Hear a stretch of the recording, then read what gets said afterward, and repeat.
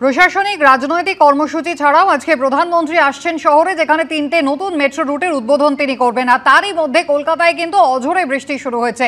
Weekend কেমন কাটবে, দক্ষিণবঙ্গের আবহাওয়া বা কেমন থাকবে, বিস্তারিত জানাবেন সুকান্ত মুখোপাধ্যায় রয়েছেন আমাদের সঙ্গে সরাসরি। সুকান্ত, একেবারে দেখো, গাঙ্গেয় পশ্চিমবঙ্গ এবং উড়িষ্যা উপকূলে যে ঘূর্ণাবর্তের একেবারে তৈরি হয়েছে তার জেরে কিন্তু প্রবল বৃষ্টিপাত শুরু হয়েছে গত বুধবার থেকে, এবং এখনো পর্যন্ত আলিপুর আবহাওয়া দপ্তর সূত্রে যেটা খবর যে আগামী মঙ্গলবার পর্যন্ত কিন্তু এই বৃষ্টিপাত চলবে। আজ এবং আগামীকাল ভারী থেকে অতি ভারী বৃষ্টির সম্ভাবনা রয়েছে, এবং ঠিক সেই জায়গা থেকে একটা অবশ্যই ভ্রুকুটি রয়েছে যে আজকে অত্যন্ত গুরুত্বপূর্ণ বেশ কিছু প্রকল্প রয়েছে যেখানে প্রধানমন্ত্রী নিজে উপস্থিত থাকবেন। ফলত আজকে অত্যন্ত গুরুত্বপূর্ণ যে সারাদিনের একেবারে আবহাওয়া কেমন থাকবে, যেটা আমরা জানতে পারছি যে এই যে ঘূর্ণাবর্ত তৈরি হয়েছে এর প্রভাবে বা এই সিস্টেমের প্রভাবে বঙ্গোপসাগর উত্তাল হবে, এবং শনিবার 23 তারিখ পর্যন্ত বাংলা উড়িষ্যা উপকূলে মৎস্যজীবীদেরকে সমুদ্রে যেতে বারণ করা হয়েছে বা নিষেধ করা হয়েছে।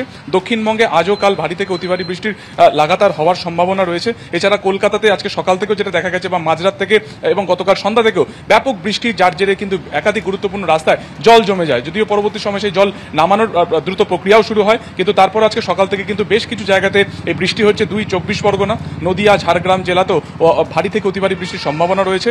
এখনো পর্যন্ত 70 মিলিমিটারের মতন বৃষ্টিপাত হয়েছে, এমনটাই আলিপুর আবহাওয়া দপ্তর সূত্রে খবর।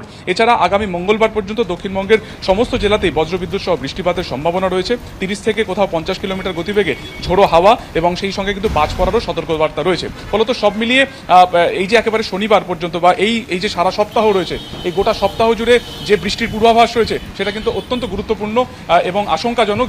যেভাবে আমরা দেখেছি গতকালকে শহরের একাধিক রাস্তা জলমগ্ন হয়ে গেছে, আজকেও কিন্তু যেহেতু বিকেলের দিকে একাধিক গুরুত্বপূর্ণ একেবারে প্রকল্পর উদ্বোধন রয়েছে, সেখানে প্রধানমন্ত্রী উপস্থিত থাকবেন। ফলত সেখান থেকে দেখার যে আজকে যদি বৃষ্টিপাত হয় সেক্ষেত্রে যদি জল জমে কত দ্রুত সেই জল নামানোর যে প্রক্রিয়া রয়েছে সেটাকে সম্পন্ন করতে পারে। এছাড়া সুন্দরবন, নামখানা বিভিন্ন জায়গাতে কিন্তু একেবারে যে বসতিপূর্ণ জায়গা সেখানে জল জমে গিয়েছে বা সেখানে জল ঢুকে যাওয়ারও একটা সম্ভাবনা আসছে বা পূর্বাভাস রয়েছে। সেই কারণে সেখানে কিন্তু ব্লক স্তর পর্যন্ত সবাইকে অ্যালার্ট করা হয়েছে, মৎস্যজীবীদেরকে সমুদ্রে যেতে বারণ করা হয়েছে।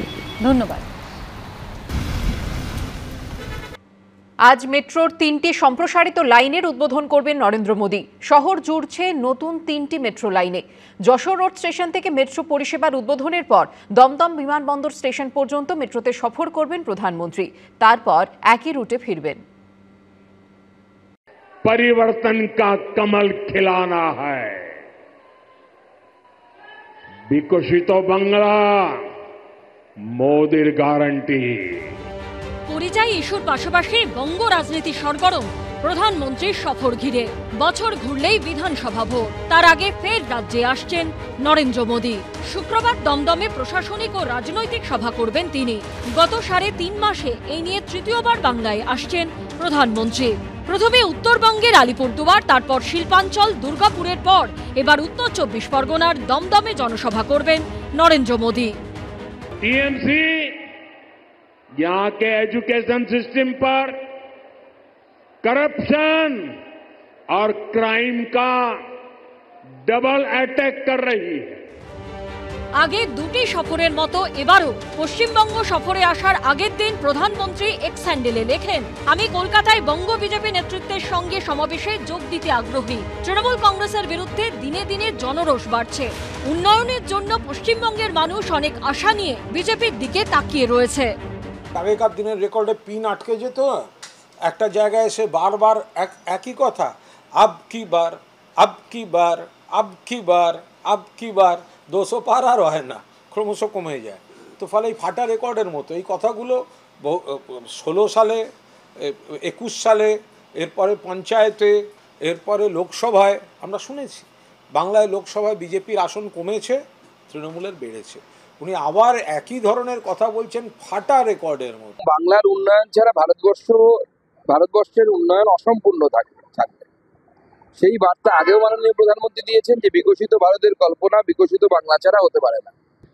শুধু চিংড়িঘাটার কাছে 300 মিটার একটা গ্যাপ রাজ্য সরকারের অসহযোগিতার জন্য করা সম্ভব।